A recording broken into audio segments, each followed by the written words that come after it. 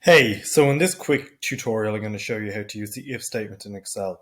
It's a very easy way to find out whether these set of students here have passed or failed their exams. So what we're going to do is we're going to go equals if, we're going to do bracket, and then we're going to do D3 is more than or equal to 50, and that's going to be our benchmark for pass or failing. Higher than 50 is pass, lower than 50 is fail. Then we're going to do comma, and then we're going to do quotations, and we're going to do past, let's do a capital P, past, quotations, comma, and then we're going to do failed for second, and that's what they're going to get if they're less than 50, so it's going to be failed.